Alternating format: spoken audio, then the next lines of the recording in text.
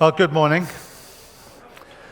I'm Steve Wheeler. I'm your chair for this session. Welcome to the Emerging Technologies session. It's always a well-attended session. We've got a bigger room this year, which is great, isn't it? You can put your feet out and relax. But there's still plenty of chairs over here. If anyone's coming in, chairs over here you can use. Quite a swathe of empty chairs there. We're looking forward to a lively session today.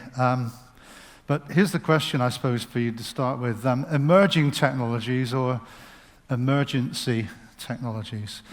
Yeah?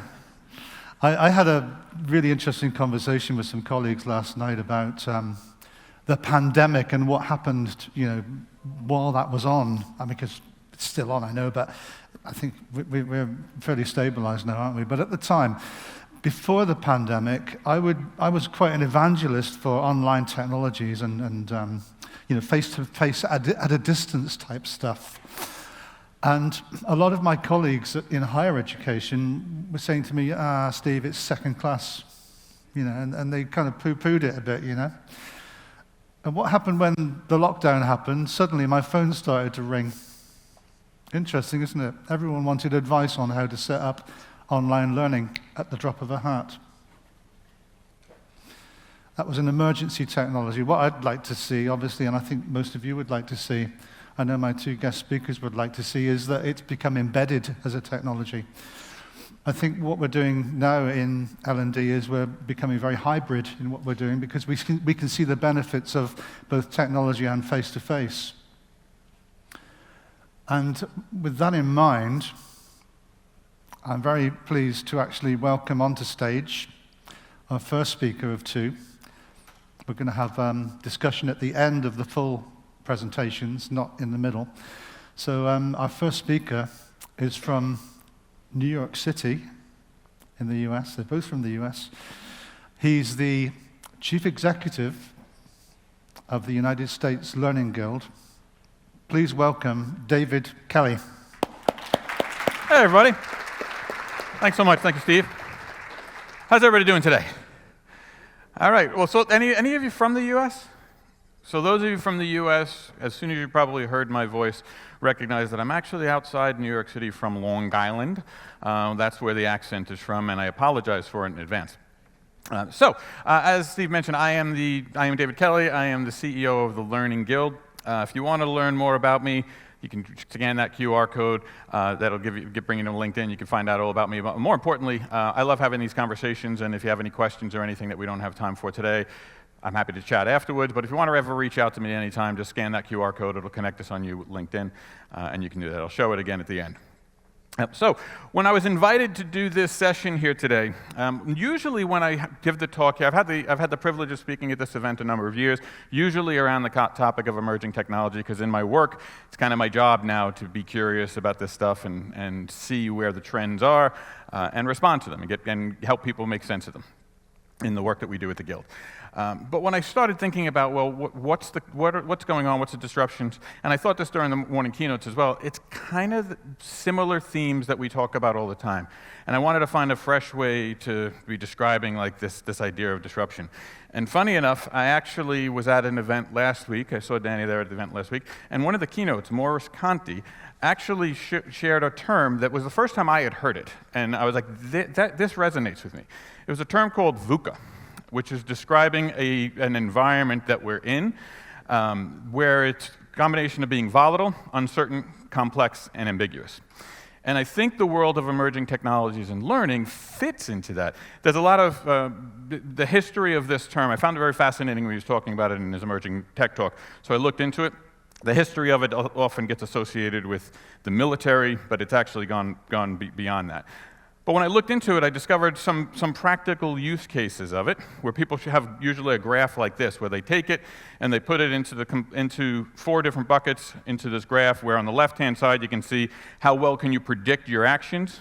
I'm sorry, the gentleman, the cameraman had said beforehand, the lights aren't working so well here, so if you could stay on this side. So I'm not neglecting you, but man, the temptation to just go over here because I was told not to is huge. And on the bottom half, how much do you know about the situation?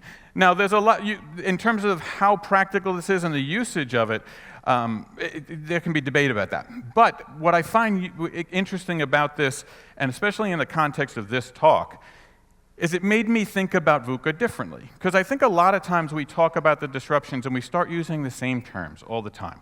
We're having the same themes, we're exploring the same themes, it's challenging, it's this, it's that. And when you start saying the same things time and time again, the words that you're using start to lose meaning. We start to just use the words rotely, and we stop thinking about what they mean. And when you put it in a context like this, and you try to put it into a little bit more of a practical term, it reframes the way you look at things, and it reframes the way you question these technologies. And I think that's a really important aspect of this when we have this conversation on emerging technologies.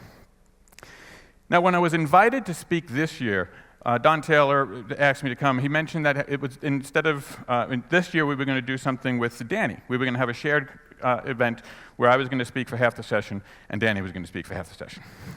Now, my wife, when she heard about that, she said, "Oh, so you only have to do half a session. You only have to do half the work." No. That's not how that works. It's actually more difficult to take a session that you're used to doing 60 minutes or longer and find a way to make it really more concise. And I thought about, well, if Dani's going to be here, how am I going to bring everything that I normally talk about here down to something that's more concise? And I thought about, like, what's going to be different here? What are we going to do? And I thought about those themes of how can I position this talk around reframing the way we look at emerging technologies. And I wanted to focus on a select few, and what I landed on were the buzzwords and the language that we use around it. So I'm going to focus on specific buzzword technologies, not necessarily the most impactful ones, because I'm sure that's going to come in one that Dani's going to share. But I want to focus on some of the more popular buzzwords that we use in our industry, because I think if we attack the buzzwords, we can understand why these are buzzwords. First off, full disclaimer, I hate buzzwords, which might make it ironic that I'm doing a buzzword session.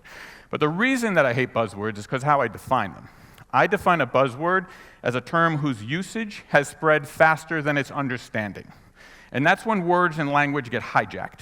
So I'm going to be focusing on some of the technologies and some of the things that are going on in our environment that are buzzword-worthy, that we use in our industry so often that the usage has spread faster than their understanding. And I want to roll it back and get us to look at it differently so that when we get to the second half of the session and we start hearing the research, we can look at that research through a different lens than just the habit-forming way we tend to look at things and look at it in a more practical way.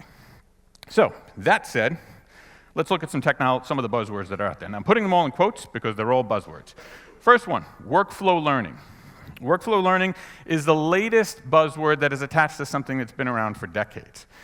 Whether you call it performance support, whether you want to call it microlearning, workflow learning, they're all focusing on the same thing, which is before these technologies had labels, before I even knew that there were terms associated with this, when I was working in banking, I used to describe it as, let's find the least disruptive way to solve the problem. The reason that workflow learning has become such a popular buzzword these days is because the technology has caught up with that promise. Before we had technology, before we had e-learning, there was still this idea of performance support and how you can give people job aids and such. But the technology has caught up with it. But where I think the buzz aspect of it has come in is because we're focusing on the label and the technologies more than that idea of what's the point of workflow learning. To get involved with this, to get in front of things so that we don't have the issue of the technology getting in the way. If you're talking about workflow learning in the context of a tool, you're probably missing the point, especially around microlearning. I consider these two sides of the same coin, but a lot of time when you hear people talking about microlearning, the conversation gets hijacked around the content. How big is the content? Is microlearning 3 minutes and 58 seconds, or is it 4 minutes? Where do we draw the line? And that's not the point.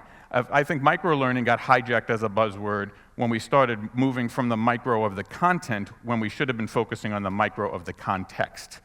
And that's an important aspect of workflow learning, is what is the person doing? What are they doing? What are the resources they have available, and how can we give them the support needed to do the job and get out of the way? If I had my own druthers, I would actually remove the word learning from it, and I know this might be something that people don't like to hear, but if I can solve your problem and get you to do your job better, and you didn't learn anything in the process, that may not necessarily be a bad thing, as long as you're able to do your job better.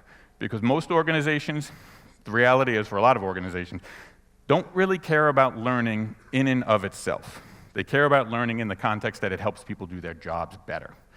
And that's the lens that we have to really be looking at the work that we do, is this helping people be more efficient in their jobs and more effective in their jobs? How can we do this and support them while they're working, rather than always defaulting to training, which is the most disruptive way. You have to, if we're looking at training as the default, what we're saying is you have to stop working so that you can learn something, and then we're going to put you back so you can apply that. If we can minimize those disruptions and get people to be able to learn how to do something while they're working, we're doing it more effectively for our organizations. Next one, personalized learning. Full disclosure, I work for an organization called the Learning Guild, as I mentioned earlier. We are similar in the United States to what Learning Technologies is. We host a lot of things throughout the year. We host in-person conferences. We have an expo like you have downstairs, a little smaller. The one downstairs is a monster. It's crazy. But what we do, so we have a similar expo. You go downstairs, and you're going to see all sorts of technologies. I would argue that the name of the conference, of the expo downstairs, maybe not necessarily accurate. Just in the, and I know there's a lot of people, Don and others from conferences will be like, Dave, can I speak to you after this session, please? But I mean that, from a branding standpoint, it's great. But the reality is it's not literally what it is. Because if you walk through that expo hall, you're going to see hundreds of educational and training technologies, which are great, and there's nothing wrong with that. But we have to have an understanding that that's a different set of tools than a broader learning technology. And I put that in the context of personalized learning, because personalized learning is different than personalized education. Personalized learning is different than the other buzzword that I hate, of the Netflix of learning. You'll walk through a lot of, when you're walking through the hall, you'll see personalized learning advertised a lot. My personal belief is that we don't have personalized learning. We have adaptive learning that adapts to what people are doing, which is great. But when I think personalized learning, I don't think personalized based on my interests. I don't think personalized based on my role. I think personalized learning in its true, pure form of what we should be defining personalized learning for, as personalized around someone's competencies. And we're not fully there yet. There are some tools that get close, but it's not evenly distributed.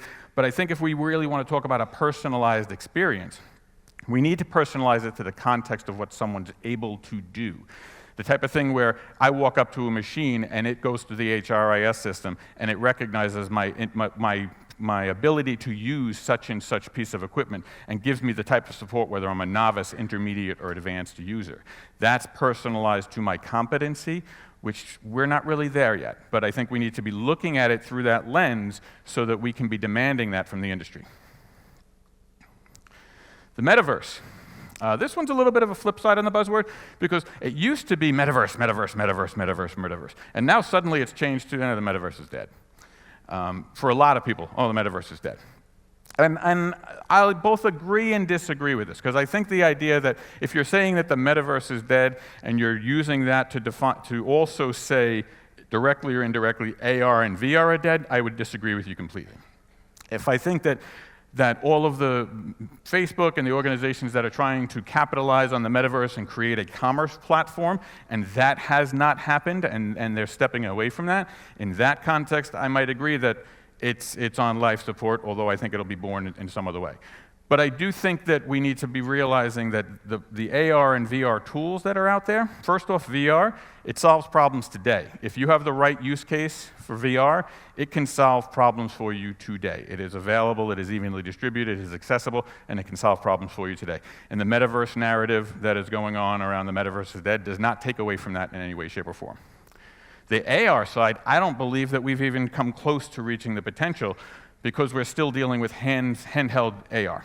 Handheld AR has some use cases. It's normalizing AR as a platform for us, but it really won't be transformative in the context of learning and performance until we get these things out of our hands, get them in normalized headsets that we're on, that people will be wearing, and we have our hands free to actually do something with it. A couple of years ago, some of you might have been in a session that I had where I showcased Google Glass.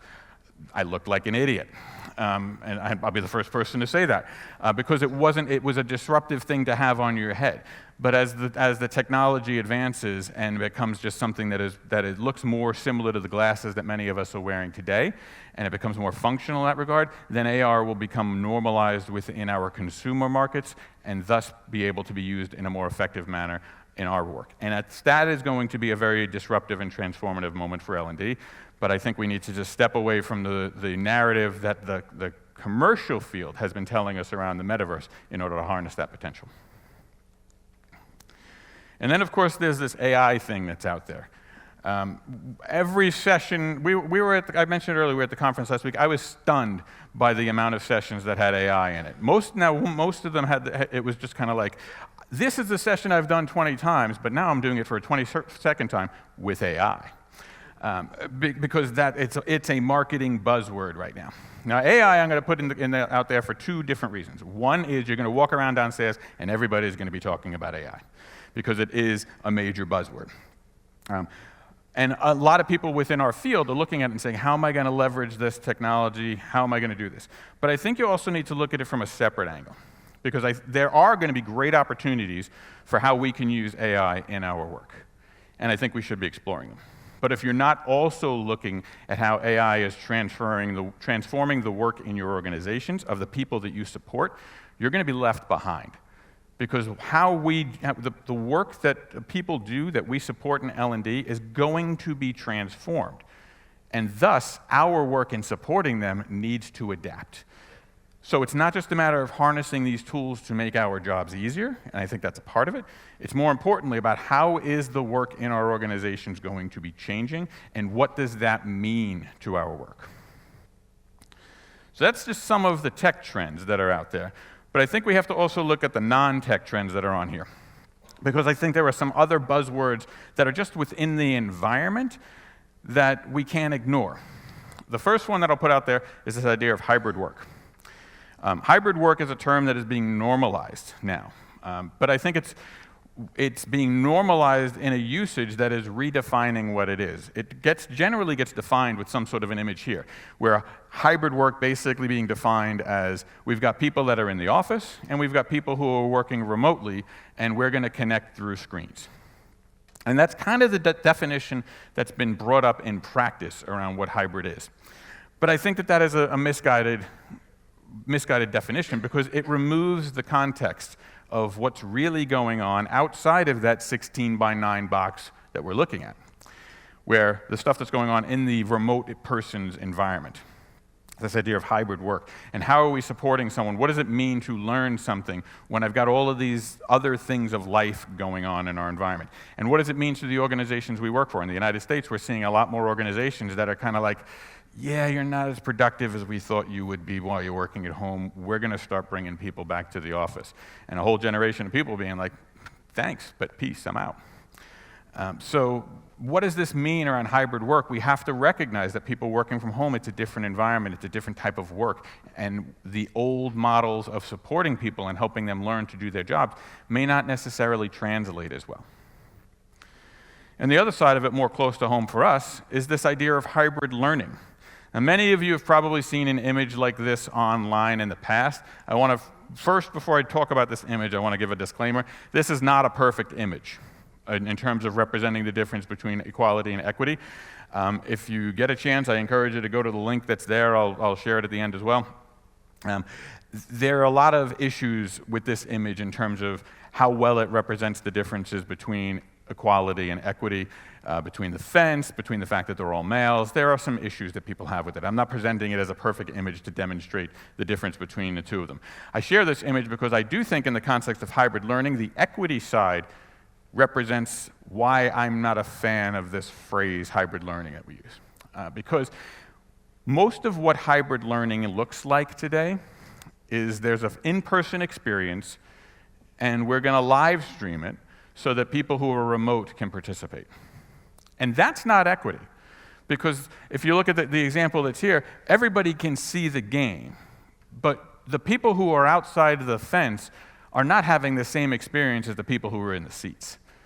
They are voyeuristically watching the game but not necessarily participating in all the different activities that you can do if you're sitting in the ballpark.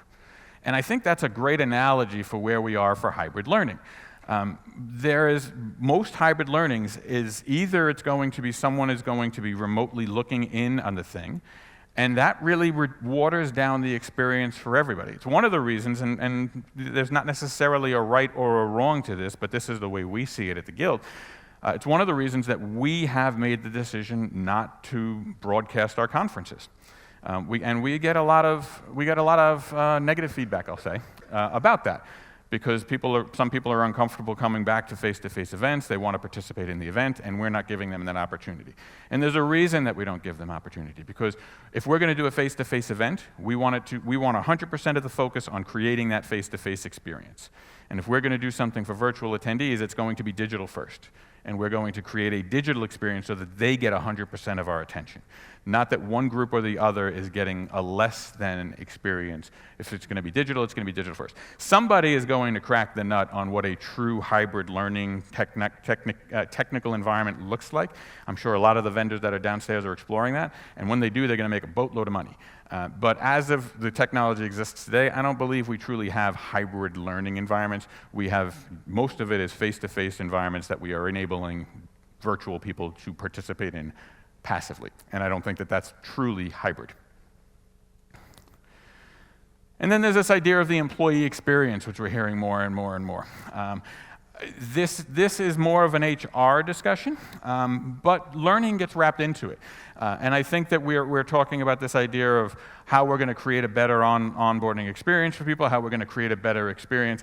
We're talking about it in the context like somehow it's something different.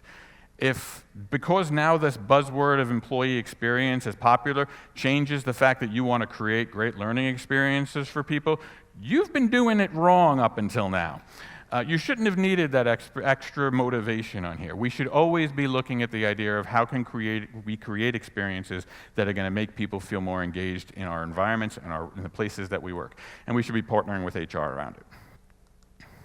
So, before I bring Dani up, I want to talk about what are the opportunities? How do we look at this through the new lens? If we look at things differently, if we look at emerging technologies differently, we can really look at the way we work differently. There are opportunities within this.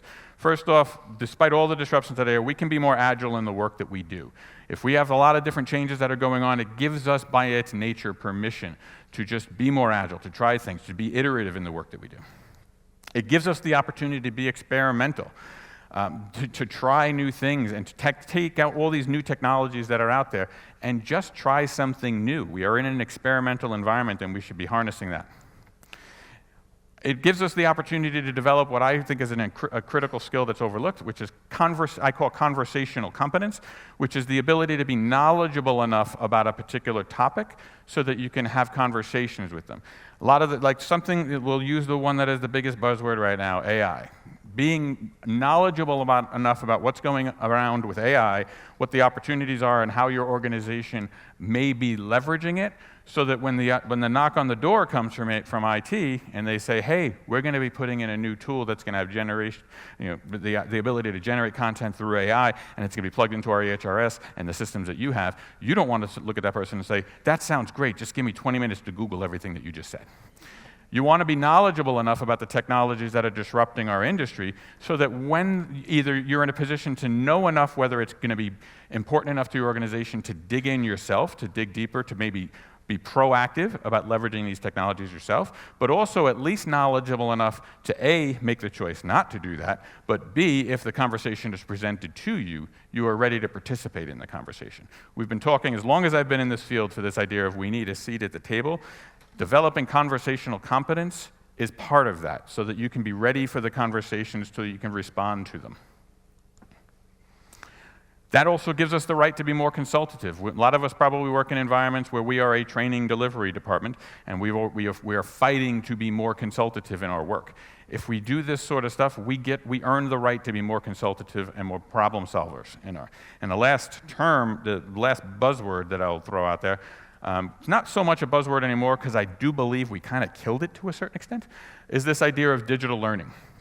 Digital learning was a big term that we had.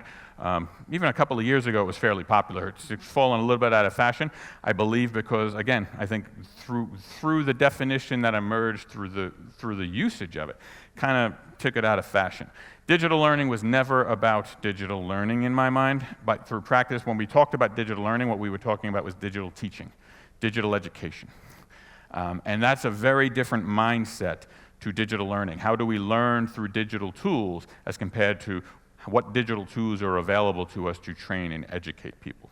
And that was where the conversation got hijacked. The digital learning conversation was all about how can we teach people and educate them and train them through these tools as compared to how do we learn in a digital environment, which now that we're in this idea where people are working remotely, it's even more important that we can harness that potential. And most importantly, if we do these sorts of things, we can be seen as the leaders in our organization. We talk about this idea of getting that seat at the table. We talk about learning, being strategic in our organizations. Making decisions like this are the types of things that help us be those leaders in our organizations. Now, how do we make this practical? I'm a big believer in the power of questions. I think questions can reframe the way we look at things. Questions can help us see things in a new light and see opportunities that we would not necessarily have noticed on its own. And I want to share 3 questions with you that I encourage you to add to your tool set. I consider questions to be tools that if we proactively and intentionally ask ourselves questions at the right times, we can discover solutions we may not have been able to find otherwise. And the first one leverages that word. What is the opportunity? Again, this is an intentional, conscious question to look at something, and I find I've got myself into the habit of any time I'm uncomfortable about something, not even just in work, in life, any time I'm uncomfortable about something, I had a little P.D. Brady moment there for a second, sorry, I ask myself this question because it reframes my thinking. What is the opportunity here? There's threats, there's risks, there's all these things, but where is the opportunity in this? Because it just rewires your mind in the way that you're looking at something. First off, it can reduce the stress of the situation, because if you stop focusing on the risks for a minute and start thinking about, yeah, but there's opportunity in here, what is it? It just changes your mindset. I can find it can just change the way I feel about a particular thing just by asking myself this question, but it's also an area where when you step back and remove the blinders of what is, and this is how we do things here, and we're just going to approach a new technology, instead of looking at it and say, how do I do what I do with this new technology, reframing that with a question like this so that you're looking at it through the lens of, how does this technology change what I do? That is looking at it through the lens of opportunity that didn't exist before. One of my favorite quotes comes from Marilyn Monroe: within every crisis, there are seeds of opportunity. Even something as horrible as the pandemic, as everything that we all went through, and I'm not minimizing the losses that we all had. I've lost people in my family, I know many of you have as well, and I'm not minimizing that in any way, but I use that as an example of the extreme nature of this question. No matter how bad the situation is, you can still force yourself to ask that question, because there are opportunities everywhere if we're willing to step back and think about it. Next one, how? Now there's 2 different questions that are attached. This is kind of a 2-for-1, because there's 2 aspects to this. First off, I want to talk specifically about AI, because we have an opportunity now to not allow the AI conversation to be hijacked. You're going to go downstairs, and everybody's going to be like, we are an AI-enabled system. Great. How? AI is not a solution. AI is a technology that can empower a solution. There are going to be a lot of technologies, and I'm not looking to badmouth any company that's out there, but there are going to be a lot of companies down there that are going to say, we are an AI-enabled solution, which is enabling us to do exactly what we did before we were an AI-enabled solution. Just because you plug in a new technology does not mean you're doing anything different with it. So when someone says, we've got this AI-enabled solution, or any technology that you're talking about exploring, ask how. How are you using it? What is it enabling you to do? What problem are you going to solve for me that I wasn't able to solve before with this technology? You have to be able to ask that how question, and I think it's even more critical in the context of the next few years with AI. There's a flip side to this that I think is also important. Anytime you proactively and intentionally ask the word how, you are building your curiosity muscle. You are building the ability to, some of us think curiosity is just something that we naturally have. And for some of us, we may naturally have more than others, but it is a muscle that can be built. You can actively build your curiosity muscle by actively and intentionally asking the question, how? Who does that more than anybody? Children. I told the parents immediately, like, my kids, my kids, my kids. And admittedly, they do it all the time because they are naturally curious until school beats it out of them. That's a whole other session. But we want to be curious, and asking the word how intentionally, relentlessly, will help you build more curiosity around it. Apologies for those of you who don't know who Ted Lasso is, otherwise this slide makes no sense. But if you didn't, Google, be curious, not judgmental, Ted Lasso scene. It is a really, really powerful scene on the benefits of having a curious mindset. Last question. What makes my work uniquely human? This is going to be a really important question for us in the next couple of years. There are a lot of technologies that are out there that are automating processes that we do manually today. We're not unique. It's not just L&D that's being affected here, but specifically L&D. In the context of this, there are a lot of technologies that are out there that are automating things that we do manually today. And we need to start thinking about what makes my work uniquely human? For two sides to that. One is, if you can leverage these tools to automate things that are going to make you more efficient, it's going to enable you to focus on the more human-centric value that you bring to the table. That's huge. Now, you may be in an environment where you might think, AI is far off. We're not going to touch it. I don't have to worry about this. And to a certain degree, maybe you're right about that. Everyone has to apply everything that we talk about in every session, including this one, to the unique contexts of your environment and how you work.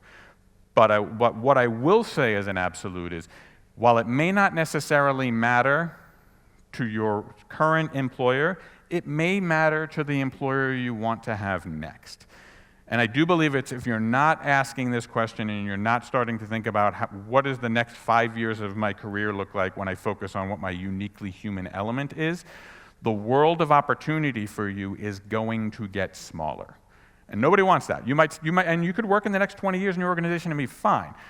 But your opportunities for whatever you want to do next, that world is going to start getting smaller if you're not starting to think about this question. It's a really important question to do because the future is going to be powered by us working more cooperatively with technology and finding ways for us to be able to use these technologies to be more efficient and bring our uniquely human elements to the table.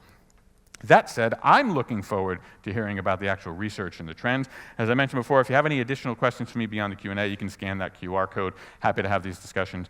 I hope this gave you a little bit more of a different lens to look at the emerging technologies that are out there. But now I'm going to shut up because I want to hear what Dani's going to say. So thank you very much for having me here, and I look forward to the comment. Thanks, Dave. Fascinating. I like the question about what makes our work uniquely human. That's going to be key, I think. And I like the idea also that I think it's linguistic relativity, where the language you use shapes your perception of the things you're describing. So that's also interesting. And we can come back to these questions and discuss them shortly. But and hopefully with our sound guys, perhaps you can confirm. We've got some roving mics for later on. Yep, great. So we'll have some roving mics to come around after our next speaker. Our next and final speaker for this session is Dani Johnson. She's from Salt Lake City. She's flown even farther than Dave to be here with us today.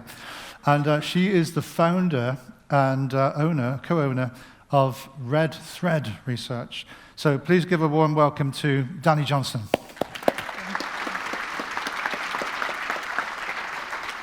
Hello, it's good to be here.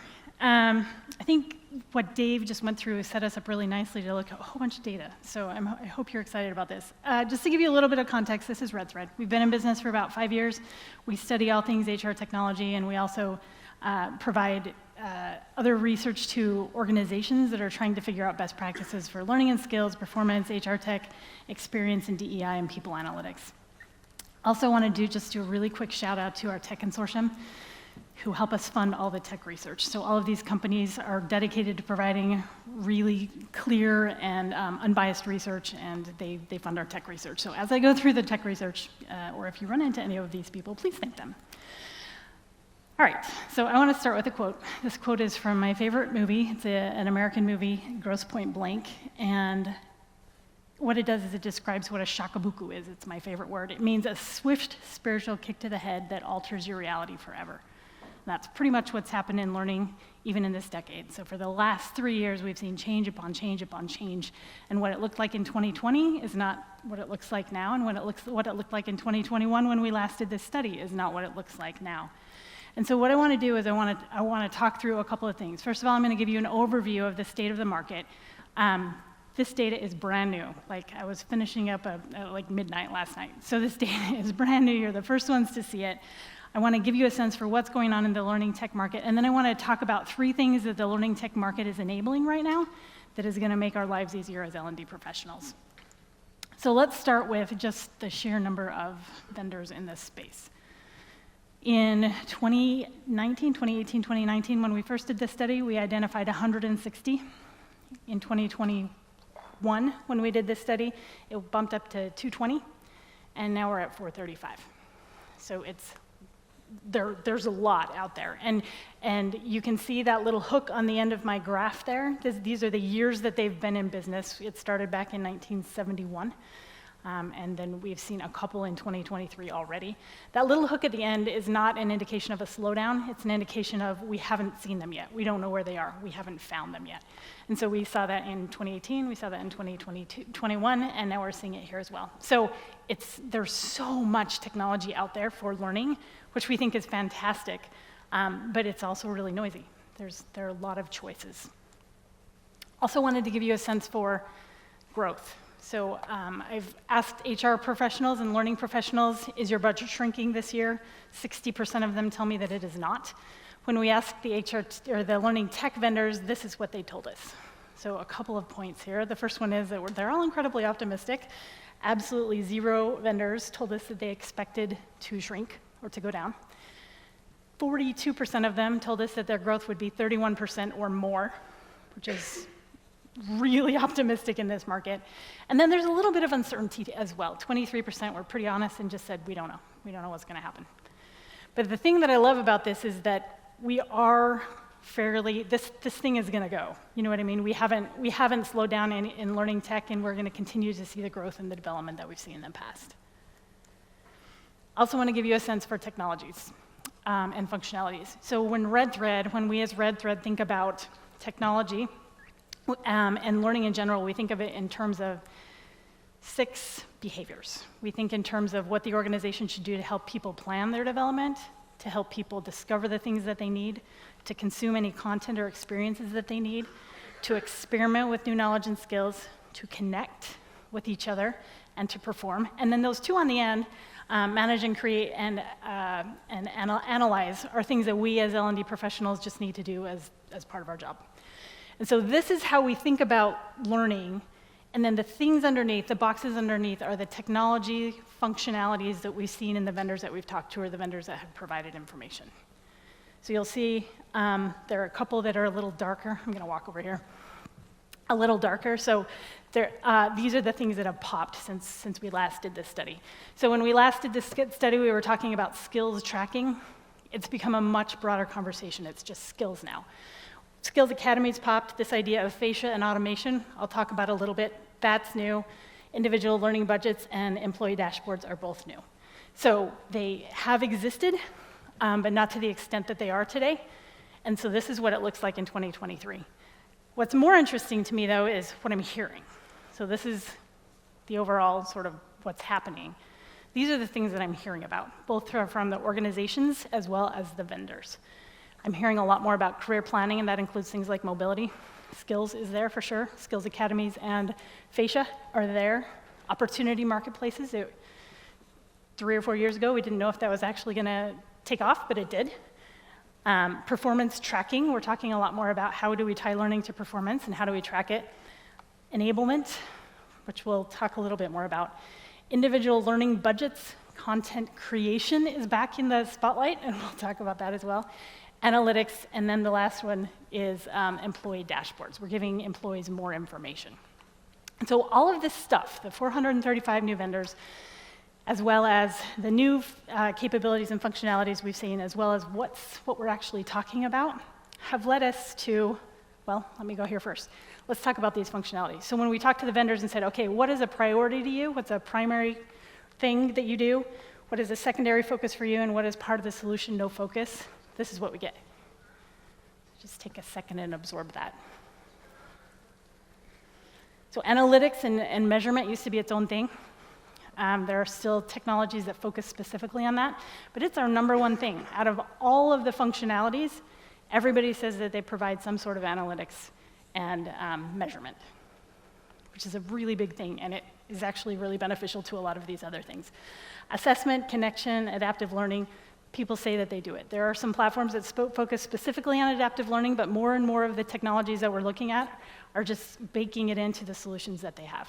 Adaptive learning isn't just a platform where you go through a course anymore. It's actually baked into everything else. And then on the other side, we see things like video practice, talent or project marketplace, AR, VR, and individual learning budgets. These are things that still are in the market. We still see vendors out there, but not as many. When we look at the things that are just the primary focus, a few things pop out. Learning and analytics, for sure. That's a primary focus of a lot of organizations, vendors.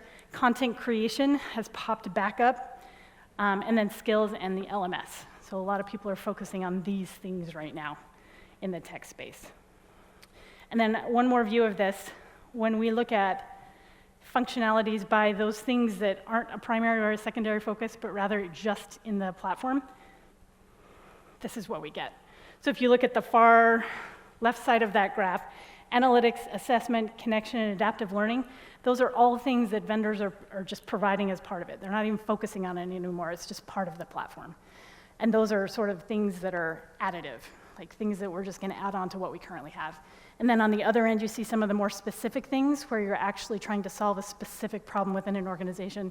Dave talked about AR, VR, for example. That's down there. Talent marketplaces are down there.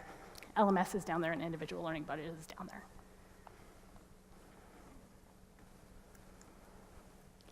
So let's talk about what these functionalities are actually enabling.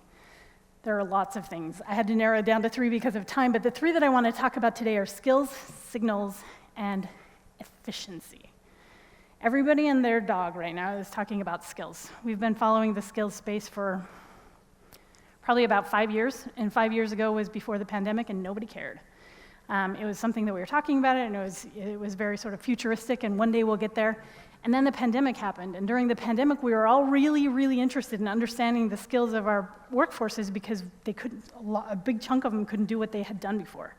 So there are some really great stories about how retailers were able to refocus all of their retail workers on customer service, for example, because they understood the skills that overlapped in those 2 areas. And so skills has become a really big thing, and it has allowed organizations to think differently about how they create work, how they hire people. It has allowed them to consolidate jobs. If the overlap of skills is 60 or 70% on 2 jobs, we can consolidate that down. And so it's helping organizations make much, much, much better decisions, not just about learning, but about their people in general. When we talk about skills tech, in order to qualify as skills tech, you have to do one of these 4 things.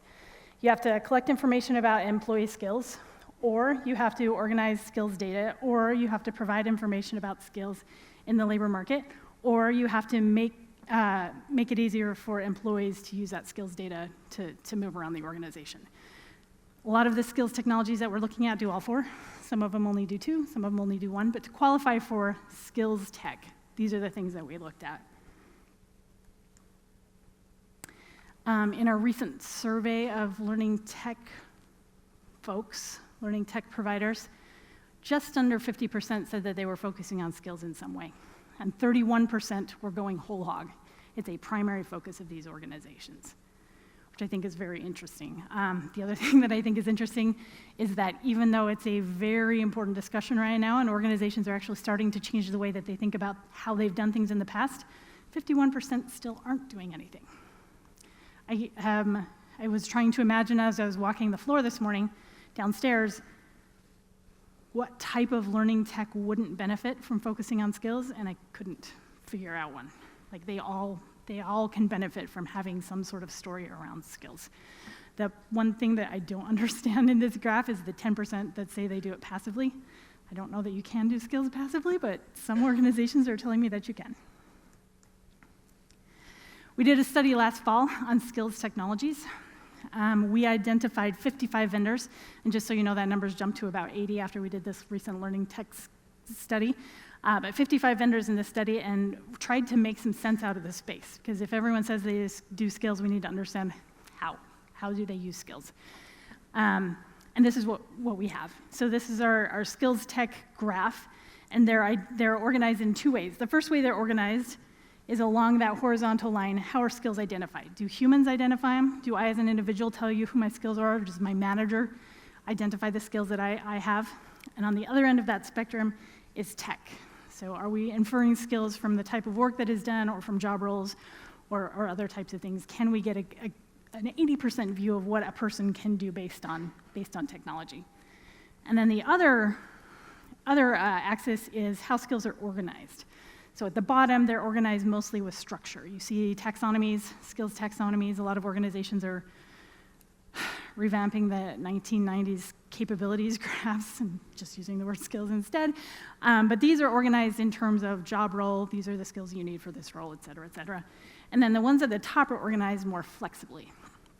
And along this graph, you can see that there are basically two big pockets. In the bottom left pocket are a lot of the learning vendors. I'm trying to solve a problem with skills, with learning within my organization, and these technologies have said that they have some sort of skills taxonomy or some way to identify what skills are being developed or that a person has so that we can personalize learning for them and make the whole experience of skills better. Up in the upper right quadrant are the ones that are sort of the plumbing for skills. In the organizations that are using the technologies up to the right, we generally see talent acquisition, performance, learning, HR in general, a lot of times the C-suite, getting together and figuring out what the skills strategy is for the entire organization, and then using these technologies to sort of talk skills, the same language of skills throughout the entire organization. So bottom left, generally focused on learning. Upper right, when you have a gigantic skills strategy that your organization is trying to execute, they usually go to something a little bit more complete, like a tech wolf, like an Avold, like a Workday Skills Cloud. Stuff we still need to figure out with respect to skills. Translating skills. I don't know how many of you have been in organizations where a project manager in one area of the organization is not the same as a project manager in another organization. The skills are different. We call the skills different things. This is one of the biggest challenges that we have is translating those skills. Second thing we need to figure out is verification. AI isn't good enough to tell us to what level that person may have that skill yet. It may never be that good, but verification is kind of important when you're recommending learning or when you're deciding if somebody's appropriate for a job and all those types of things. So we're still doing a lot of that manually. And then the final one is quantification. And I think this is a really interesting one. If we can figure out skills and we can understand the value of that skill, we've talked to a couple of organizations that are trying to work this out. IBM is one of them. Pay for skills, right? If you can understand what that skill is worth, and you understand how much it is to develop that skill within your organization, you can decide whether you're going to buy or build or buy it. And if you can understand what it's worth, then we can pay people according to the skills they have and their usefulness to the organization rather than by role or by seniority or by some of the other ways that we've been doing it in the past. Second thing that I want to touch on is this idea of signals. During the pandemic, things got really noisy. It's been noisy for a while. How many have heard the term Netflix of learning? Yeah. We wanted to provide everything for everybody. And that's noble and grand, but at the same time, it created so much noise that we started being ignored a lot more than we were before. It was hard to help people understand exactly what we expected them to do in terms of their development. And so we're seeing these things that are helping to create the signal through a lot of that noise. One of the things that we're seeing is platform. So as you know, in learning tech, you either go after point solutions that are really, really great, or you go after platforms that may not be as great, but provide all kinds of things, and all your data sits in one place. And the promise of the platform is wonderful. They're often seen as the front door, so I know where to go for learning, and there's not a lot of noise because I can go there specifically for one thing and do that one thing. We're seeing usually an LMS or an LXP sit in the middle of that platform, and then things are hooking in, like a coaching platform or a performance platform or a skills platform, hooking into that larger thing so that we can drive one message about performance within the organization. There are more integrations, and we'll talk a little bit about integrations because I think they're fascinating. But it's more of a platform, even if it's not the same platform. It looks and feels and acts like a platform. And then there's more piggybacking off an existing system, which we'll also talk about. The graph that I'm showing on the right are the number of functionalities, those 35 things that technologies can do over the years. So in 2023, for example, you can see that 52% of the vendors said that they do one to 5 things. In 2021. In 2023, that shrunk down to about 25%. And we think that's because this idea of platform is growing. We are having more vendors tell us that they do more things than in the past. And so that we're moving back kind of toward a platform. We're not just doing one single thing anymore and hooking in. We're actually trying to develop some functionality within it. In the over 21 category, we have 27% in 2023 that we would identify as a platform. So it is growing.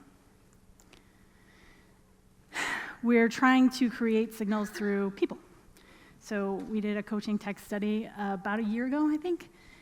And so we're trying to signal with humans, both to the human that we're coaching, but also to provide that human with some skills in order to create a better message to the individuals that he or she is managing.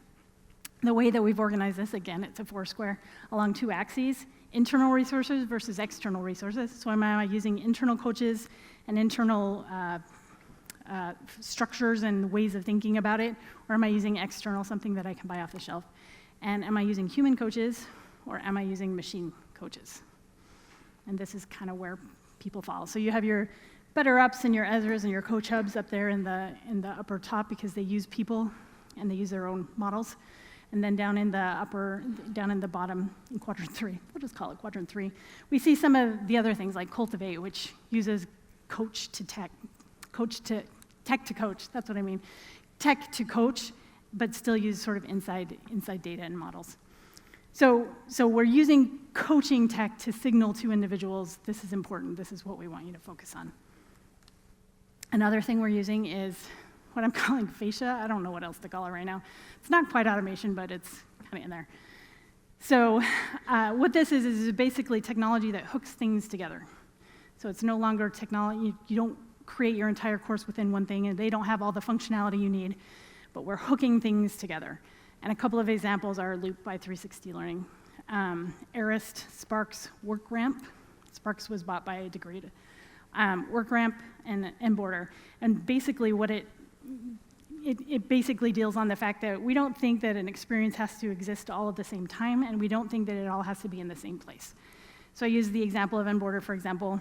What they do is they basically do everything off your phone, but they hook all your systems together. So you're having a conversation with your phone, and that's the experience you're having, but they can send you off to do paperwork, or they can send you off to schedule an appointment with your manager. They can send you off somewhere else so that experience is cohesive, but it doesn't have to happen in the same platform. And that's what I mean by fascia. The automation part is timed, or it goes off triggers. When I was talking to WorkRamp, for example, they're using webhooks. Like if they do something in this program, then it's going to trigger something in WorkRamp to get done. And the really interesting thing about this is it seems to be going pretty fast. And whereas 2 years ago we were all worried about our UI and having the most beautiful UI and making sure that people were happy to come to our platform, many of them are telling me now that they don't care. They're talking about being headless. We just want to be the engine that runs it. We want them to go wherever they can to get the information that they need. So it's a different way of looking at things, and quite frankly, I think a better one. Stuff we still need to figure out for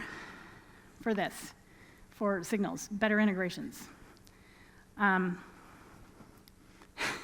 Better integrations, we need better integrations between technologies that do those different things. The second thing is we need better partnerships between vendors, between technologies, and between internal functions. So we need to get out behind our desk and not just look for an easy plug-in with Zapier, but actually talk about, how do we solve this problem together? There was one organization that told me that they were trying to solve a problem. They dragged 3 of their vendors in a room, sat them down, and said, solve this problem. We should feel free to do that. We should be able to answer our questions by drawing on our technology partners in an actual partnership. And then the final one is better data. Almost everything that we're looking at right now relies on better data. We need We need better data to send these signals, and we need better data to make things automated. And so understanding where your data is coming from, what kind of data you have, and building the data that you don't have is something we definitely need to figure out. The final section is efficiency. This is incredibly non-sexy. Like when I realized that this was going to pop, I'm like, really? Do we have to talk about it? But we do. And it may get a little sexy in a minute. The first thing that I want to talk about here is more bang for the buck. So these are acquisitions since 2021 in the learning tech space. And the thing that I think is interesting about this slide is that every single one of these provides additional capabilities to the person that acquired them. So they're not just acquiring market, they're not just trying to acquire their competition, they're actually acquiring functionality. Cornerstone with Edcast, and SumTotal, Pearson with Credly, all of these smaller organizations have some pretty cool functionality that now is wrapped up into the bigger platform. Second thing I want to talk about is AI. So we actually asked our question in our survey, vendors, what are you doing with respect to AI? And I want to focus on the right-hand side of this chart first. How much are you using? To what extent are you using AI in your solution? You can see that 32% of vendors are using AI extensively. 19% aren't using AI at all. And then you've got some stuff in the middle there. I have a feeling that this is going to move radically toward the right in the next couple of years, but this is what they're telling us right this second. We also asked them, how are you using it? And those are the things over there on the left. To power personalized learning experiences, and so we're seeing smart search, recommendations, adaptive learning, all of those types of things are being powered by AI. Automating processes like chatbot messages, subtitles, transcripts, event scheduling, and those types of things. Analyzing skills, which I think is a really interesting way to use it, and I think that'll get better as ChatGPT comes in. And then to support decisions for workforce planning, resource management, and those types of things. We then asked specifically about large language models. The most common one that's made the news a lot lately is ChatGPT, but there are hundreds of them. And we asked, to what extent are you experimenting with large language models? And this is what we got. 35% of vendors are seriously experimenting with large language models. 36% aren't looking at it at all, which I think is a massive mistake. Some of the things that we see being done with large language models in organizations, or at least experimented with, they want to power discovery and content search. It has an incredible opportunity to just make that so much better, so we're not searching through LMSs looking for just a specific piece of data. Create content, so we heard a lot. We're creating outlines, we're creating guides, we're creating modules, we're creating questions that our coaches can use to better their coaching experience with their people. These types of things are happening right now. Skills matching, this is another one. It happened in AI, but I think it's going to get even better here. One of the problems within organizations is translating those skills, as I mentioned before. It's going to get easier with this. It's going to get easier with ChatGPT. And then on-demand coaching. I looked at one technology. I would name them, but I don't know if I have their permission. But they're using it for coaching scenarios. I need to practice a specific thing because I'm going to have a conversation with somebody. Give me an AI coach that I can work with, and it will respond as a human so that I can get my tone right and all of those types of things. So this is what's happening with large language models. The other thing that we're seeing, and I don't know where this one's going to go, but right now it's a thing. Tech built just for efficiency. So we've been kind of bloated as L&D for many, many years because we don't know how we're spending our money and we don't know how to spend it better and all those types of things. But we're seeing some technologies pop up, and I've just put a couple on the screen here that are helping us with that. A couple of things that they're doing, learning ops, learning operations, it's a thing now. Training Orchestra has been around forever. Cognota has been around not quite as long, but both of these are focused on making sure that the way that we understand how we're spending our money and what we're sort of getting out of that. The other thing that we're seeing is content creation. So Elucidat and Easy Generator. Easy Generator is focused on creating content more quickly. Elucidat's focused on helping people within your organization create content and putting guidelines around that, and so that you can guide them without having to do it yourself or check up on them. The thing that's interesting about both of these is that ChatGPT is going to change the game. So you see my little note down there at the bottom. Every vendor who provides content creation tools and is looking at LLMs are going to be now in this place. So a tool that just does these things may not be enough anymore.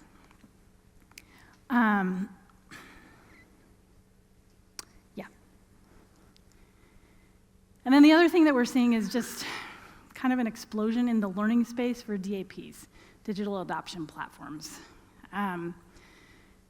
It's really interesting. We contacted all these vendors and said, hey, will you please participate in our study? And probably half of them were like, nah, we don't sell into L&D. The others were like, yes, absolutely. You'll see some downstairs on the floor. What I think is really interesting about this, actually, first of all, does everybody understand what a DAP is? Mostly. It's a technology that sits on top of another technology and teaches the user how to use it. So it's basically step-by-step. WalkMe is a really good example if you're familiar with them. The thing that I think is interesting is I actually talked to a woman last week who works for an organization that relies heavily on technologies, systems, and they forewent an LMS. They said, we don't need an LMS. What we need is a DAP that sits on top of our system. So anytime that system changes, and she actually uses WhatFix, anytime that system changes, WhatFix updates exactly what needs to happen there. It's searchable. They can find exactly how to do certain things. All of these things are happening in the context of the work that they're doing. So they don't have to go search for videos. We're no longer talking about sandboxes. We're not talking about a 2-week course where we sit down and teach you how to use that software. It's built in. It's on top. It's there all the time. Stuff we still need to figure out here. Mindset is probably the biggest.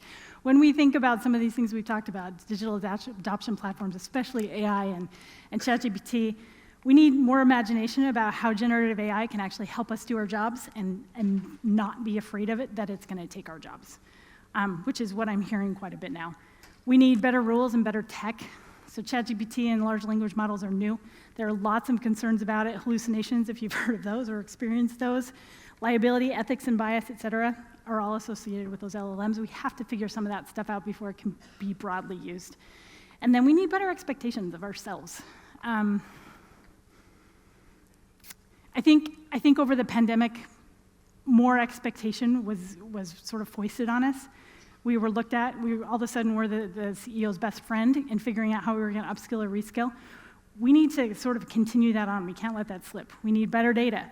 We need more accountability for how we spend our budgets and what we're getting out of it. We need to understand what we're doing and how what we're doing is driving the results of the organization. And all of those need to be done in context with the types of technology that we're using. And so that's it. Those are the 3 things. We are, as I mentioned, we just finished data collection. We'll be writing on this and publishing in our membership and continuing to speak about it. And there are more. But these are the 3. Skills, it's a big deal right now. Signals, we're trying to figure out how to get to the people that we need to make sure are upskilled. And then there's this whole thing with efficiency that we have been ignoring for a couple of years that is going to come back and make it, that is going to be pretty important as we carry on. So I'll turn back to Steve. Thank you.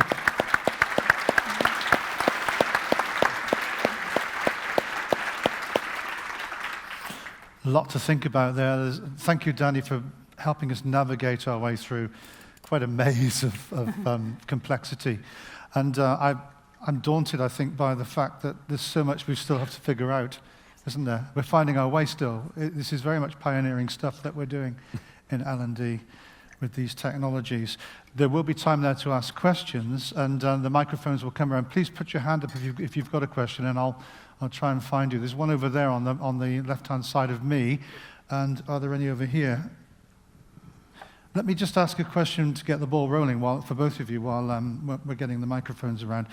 Skills, competencies, these are the things, literacies, these are the things that will make the difference.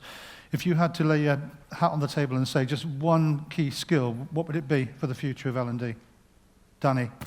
It completely depends on what you're trying to accomplish as an organization. So lots of skills. So you can't really isolate one out. I think it would be, I don't think that there are universal skills. It right. Depends. Same for you, Dave? Yeah, I would agree. I mean, it's got to be unique to the problem that you're trying to solve. Mm-hmm. So learning transfer in the workplace, it's important that the skills are identified as being unique to that situation. Mm-hmm. Over here. Question? Yeah, I have a question for Dani. Oh, so Dani. I went round the whole of the exhibition, every corridor this morning, and unlike David, I didn't see anybody using ChatGPT seriously. It was as if they had found it on their smartphone last week. It's in the exhibition today, really. But my question is how quickly this impact will happen. In the Financial Times yesterday, there was a main headline, which is EdTech shares tumble because of ChatGPT. One of your partners, IBM, the chief executive, had a press release yesterday saying that he will have substantial job losses in his organization. In which department? HR, because of ChatGPT. He said that in a press release. It was an amazing thing for a chief executive to say.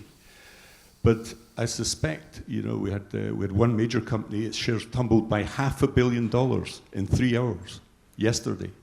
Pearson, shares tumbling. I think this is going to happen much, much quicker than we all realize. And when I look at the exhibition this morning, I see an industry that is in an old paradigm. It's about to be hit by a tsunami of maybe new entrants and new mindsets. Yeah. I just wondered how quickly you thought this might happen.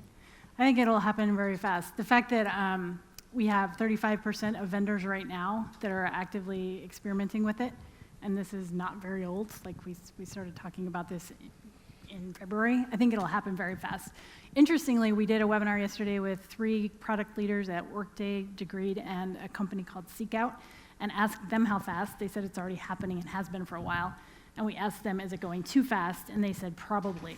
Like, we don't have guardrails or systems in place yet. The EU is trying to put some guardrails in place. China is thinking about guardrails as well. The US is like a free-for-all. But I think it's happening fast, and I think that's one of the reasons that we're not seeing these pie-in-the-sky things having to do with ChatGPT, is because we're working on the things that we know are low risk, like creating a LinkedIn post is low risk, marketing in general is low risk.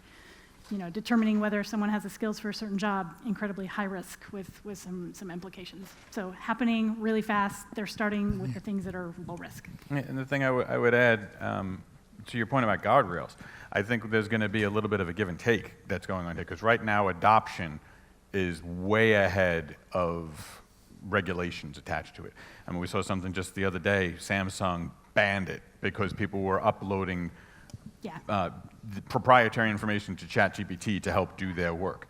And so the adoption of these tools, it's one of the fastest adopted tools ever, is going so fast that the regulatory period can't keep up because they don't understand it. So the adoption is going faster than our understanding to put the guardrails in place, and that's going to be a really important conversation over the next 6 to 12 months.